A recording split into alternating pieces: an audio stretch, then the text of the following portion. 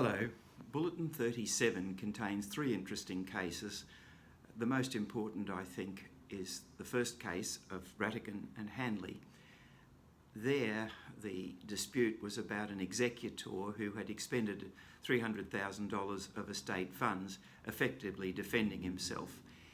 In the event, the court was of the view that 70% of it should be paid into court, reimbursed effectively to the estate and paid into court, pending the outcome of the litigation.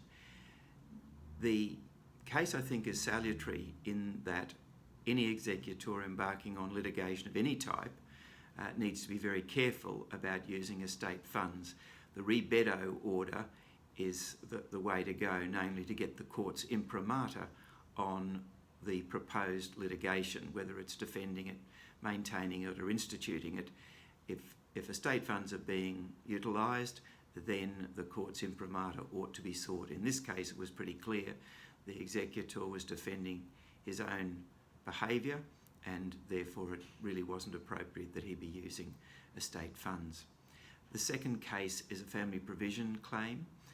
There, a person alleged to be a de facto, living under the same roof but living separate lives, found not to be a de facto. Her conduct in delay and basically turning a very simple case into a complex one was commented upon by the court, and she had been given a right of residence subject to over a property, subject to paying certain maintenance costs. The court was of the view that she was unlikely to be able to pay those costs, and in the event ordered that the property be sold and its proceeds be divided in a certain way. So she'd obviously not be continuing with her right of residence, but would have some funds in which, no doubt, to provide alternate accommodation. The third case is a construction case, a fairly straightforward one in lots of ways, but it was the wording of the will that I think caused caution on the executor's side from the point of view of whether or not a distribution of the estate should occur when the two people who'd been given a life interest or terminating on marriage, one of the two people who'd been given the interest remarried, so her interest was extinguished. The other lived on.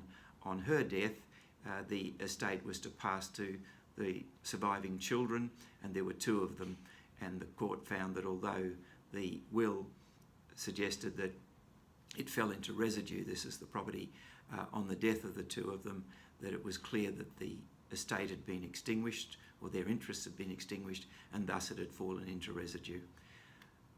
As this is my last presentation to you, a quick overview presentation about the Bulletin for this year, I wanted to wish everyone a very peaceful and relaxing holiday season, and I look forward very much to continuing to send you bulletins and presentation in the new year, and may it be a good one for all of us. Thank you.